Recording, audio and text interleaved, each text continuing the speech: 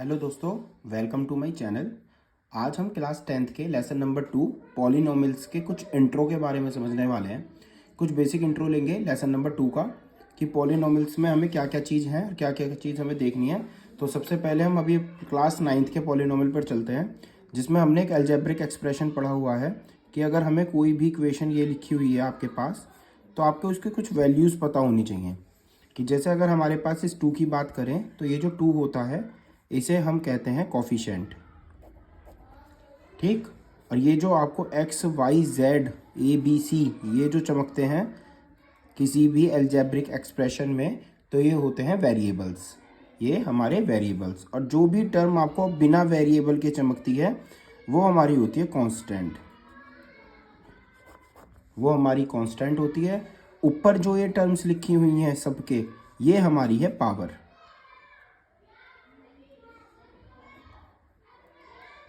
यहाँ पे 1 पावर होगी, जहाँ पर कुछ पावर नहीं होती वहाँ पर 0 होती है, क्योंकि हम चैप्टर में पढ़ के आए हुए हैं कि किसी की भी पावर 0 उसकी वैल्यू कितनी होती है बच्चों, 1 होती है, ठीक है ना। तो सबसे पहले तो हमें पिछला ही ये पता होना चाहिए कि कोई भी हमारा लेसन 10 है जैसे पॉलिनोमियल, तो इसमें आपके पास ये पता होना चाहिए कि कोई भी अलजेब्रिक एक्सप्रेशन है तो उसमें जो फर्स्ट टर्म है वो कोफिशिएंट है। जो भी हमारे पास ये नंबर लिखे होते हैं A B C D F, जो भी हो आपके पास ए टू जेड, वो आपके वेरिएबल्स हैं। वेरिएबल के ऊपर जो भी नंबर लिखा हुआ है वो उनकी पावर है, और इसके बाद जो भी आपको नंबर बिना वेरिएबल के साथ चमक रहा है वो कांस्टेंट टर्म है, यानी कि उसकी वैल्यू कभी भी चेंज नहीं होने की। अब इस बेसिस पे ये जो आपको पावर चमक रही है इसमें एक डिफाइन बनती है डिग्री। तो बच्चों डिग्री किसे कहते हैं, हम हाईएस्ट पावर को डिग्री कहते हैं। जो भी पावर आपके पास सबसे बड़ी है वो highest power is known as a degree. उस सबसे बड़ी पावर को हम क्या कहेंगे, डिग्री। तो एक बेसिक सी चीज है कि हमारे पास ये टॉपिक क्लियर होना चाहिए कि कोफिशिएंट, वेरिएबल, कांस्टेंट, डिग्री और पावर ये क्या होते हैं सबसे पहले तो, है ना। और ये हम पढ़ के आए हुए हैं एक्सपोनेंट पावर में, जिसकी पावर 0 होती है उसकी वैल्यू 1 होती है। तो अगर अब आइए, तो उस बेसिस पे अगर हम देखना चाहें कि अगर मैंने आपके पास एक इक्वेशन ऐसे लिखी हुई है, तो यहाँ पर जो लिखा हुआ है ये 2 टर्म में है, तो यहाँ पर x के ऊपर कितनी पावर है, तो x के ऊपर 1 पावर है। जब भी हमारे पास 1 पावर में होगा कोई भी क्वेश्चन, तो हमारे पास वो कहलाएगा लीनियर पॉलिनोमियल, उसकी डिग्री है 1। और एक एग्जांपल में अगर हम इसे ही लिख सकते हैं ऐसे, यानी अगर कहीं पर भी हमारे पास किसी की भी डिग्री 1 है, हाईएस्ट पावर 1 है, तो हमारे पास लीनियर पॉलिनोमियल है। सेम टू सेम इसी टाइप से क्वाड्रिक, अगर हमारे पास किसी की भी डिग्री 2 है तो उसे हम क्या कहेंगे, क्वाड्रिक। जैसे अभी सबसे ऊपर वाला जो एग्जांपल लिखा हुआ है 2x की पावर 2 प्लस 5x प्लस 6, ये हमारे पास एक क्वाड्रिक पॉलिनोमियल है। सेम टू सेम इसी टाइप से होता है क्यूबिक, जिसकी हाईएस्ट पावर कितनी है बच्चों, 3 है। अगर आपके पास कुछ इसी टाइप से लिख के दे दे, तो ये जो टर्म लिखी हुई है आपके पास, ये जो अलजेब्रिक एक्सप्रेशन लिखा हुआ है, इसकी हाईएस्ट पावर है 3, तो ये हो गई हमारा क्यूबिक पॉलिनोमियल। जिसकी हाईएस्ट पावर 2 है वो हो गया हमारा क्वाड्रिक पॉलिनोमियल, और जिसकी हाईएस्ट पावर 1 है वो हो गया हमारा लीनियर पॉलिनोमियल। कुछ इसका एक चीज और डिस्कस कर लेते हैं प्रीवियस चैप्टर्स की ही, कि अगर हमारे पास केवल एक ही टर्म है, जैसे 2x लिखा हुआ है, तो होगा हमारा मोनोमियल। अगर हमारे पास 2 टर्म लिखी हुई हैं तो हमारे पास होगा बायनोमियल। और अगर हमारे पास 3 टर्म लिखी हुई हैं तो होता है ट्राइनोमियल। और 3 से ज़्यादा कभी भी बनेंगी तो वो हो जाता है हमारा पॉलिनोमियल, जो इस चैप्टर का ही नेम है। चैप्टर के नेम की भी अगर हम बात कर लें, पॉली मतलब बहुत सारी, नॉर्मल मतलब टर्म, यानी इस चैप्टर में हम बहुत सारी टर्म्स को पढ़ने वाले हैं। जैसे होता होगी एक ही टर्म, फिर 2 टर्म, 3 टर्म, तो इस चैप्टर में हम एक अलजेब्रिक एक्सप्रेशंस की टर्म्स को देखने वाले हैं, जो टर्म्स अलग अलग हो सकती हैं, ठीक है ना। तो इसमें अगर आपको समझना है में मेन चीज देखनी है तो आपको लीनियर, क्वाड्रिक, क्यूबिक पता होने चाहिए, monomial, binomial, trinomial, basic concept. अब हम बात करेंगे कि हम अपने क्वाड्रिक पॉलिनोमियल को किस वे में लिख सकते हैं। एक जनरल वे अगर हम लिखना चाहें तो हम अपने क्वाड्रिक पॉलिनोमियल को किस वे में लिख सकते हैं। तो एक जनरल फॉर्मूला है क्वाड्रिक पॉलिनोमियल का, ax² plus bx plus c। तो अगर आपको कभी भी कोई भी क्वाड्रेटिक पॉलिनोमियल मिलेगा तो आपको बच्चों सबसे पहले उसे इससे कंपेयर करना होगा। जैसे मैंने यही वाला लिखा है जो भी लिखाया था आपको, तो यहाँ से अगर मैं कंपेयर करूँ तो मेरे पास a की वैल्यू मुझे 2 मिली, ऐसे करके आप कंपेयर कर सकते हैं, b की वैल्यू 5 और c की वैल्यू 6, ऐसे करके आपको a b c की वैल्यू निकालनी आनी चाहिए। अगर कोई नंबर माइनस में दिया होगा तो b की वैल्यू माइनस में, c की वैल्यू माइनस में, ऐसे हो सकती है।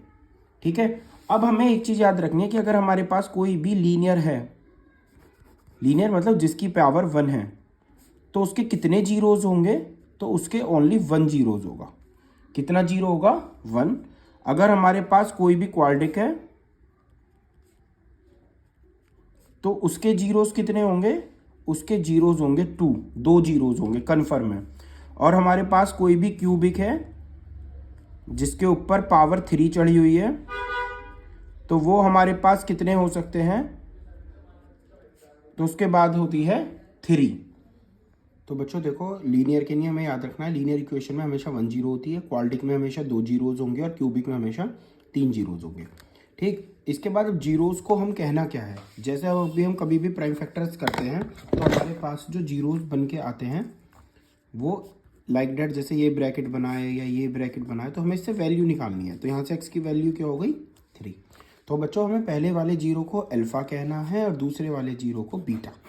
आप किसी को भी अल्फा और बीटा कह सकते हैं। बच्चों के माइंड में ये भी कन्फ्यूजन रहता है कि हमें पहले वाले को ही अल्फा या दूसरे वाले को बीटा, तो ऐसा नहीं है। आप किसी को भी अल्फा और बीटा, यानी हमारे पास 2 जीरो रहेंगे। अब क्या हमने साइंटिफिकली नेम दे दिए हैं कि हमारा first zero is known as the alpha and second zero is known as the beta, कि पहला जीरो हमारे पास अल्फा है और दूसरा जीरो हमारे पास बीटा है।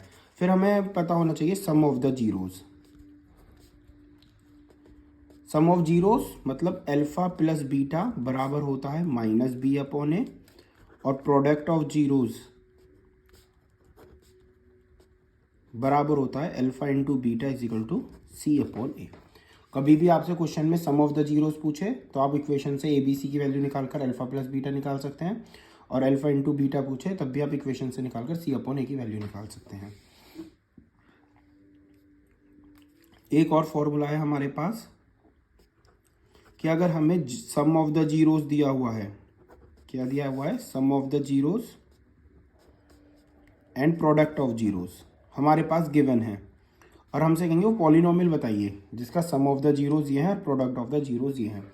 तब हमारे पास जो फॉर्मूला रहेगा बच्चों, तो वो रहेगा के कांस्टेंट है, x² minus alpha plus beta x plus alpha into beta. ये हमारे पास फॉर्मूला रहेगा। आप इसमें अल्फा प्लस बीटा की प्लेस पर अल्फा प्लस बीटा की वैल्यू पुट कर दीजिए, और अल्फा इंटू बीटा के प्लेस पर अल्फा इंटू बीटा। जैसे मान लीजिए मेरे पास अल्फा प्लस बीटा 2 है और अल्फा इंटू बीटा 3 है, तो वो आपसे कह देगा आपके पास सम ऑफ द जीरोज 2 है और प्रोडक्ट ऑफ जीरोज 3 है, तो फाइंड द क्वाड्रेटिक पॉलिनोमियल। तो आपको जीरो फाइंड करनी है कि कौन ये जो क्वाड्रेटिक पॉलिनोमियल है वो फाइंड करिए। तब आपको कुछ नहीं करना, इसमें वैल्यू पुट कर दीजिए, अल्फा प्लस बीटा 2 है और अल्फा इंटू बीटा 3 है। तो ये आपकी वो क्वाड्रेटिक पॉलिनोमियल है कि जिसके अल्फा प्लस बीटा का सम 2 और अल्फा इंटू बीटा का सम 3 आया हुआ है। इसके बाद एक चीज़ और इस पर फोकस करने की है, जिससे एनसीईआरटी की हमारी फर्स्ट एक्सरसाइज जुड़ी हुई है। अगर हमारे पास कोई भी लीनियर इक्वेशन है, लीनियर इक्वेशन से तो आप मतलब समझ गए होंगे, लीनियर लाइक दिस, ठीक है।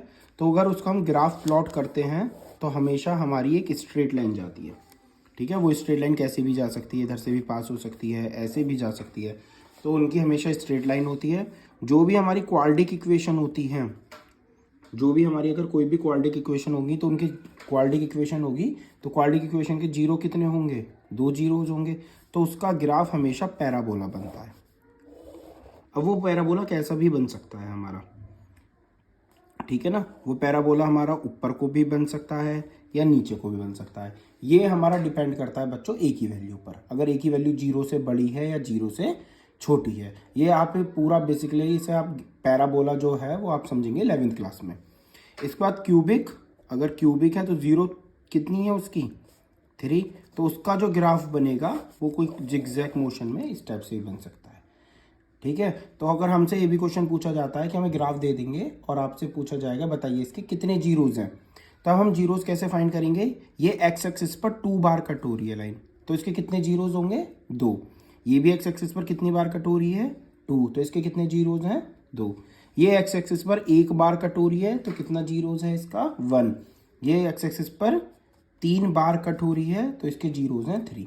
ठीक है ना। तो चैप्टर नंबर 2 एनसीईआरटी में इंट्रोडक्शन में ये इतना ही है। फॉर्मूले आप याद रखिएगा, अल्फा प्लस बीटा माइनस के बी अपॉन है, अल्फा इंटू बीटा सी अपॉन है। ठीक है, वीडियो को ज़्यादा से ज़्यादा से शेयर कीजिएगा। थैंक यू दोस्तों।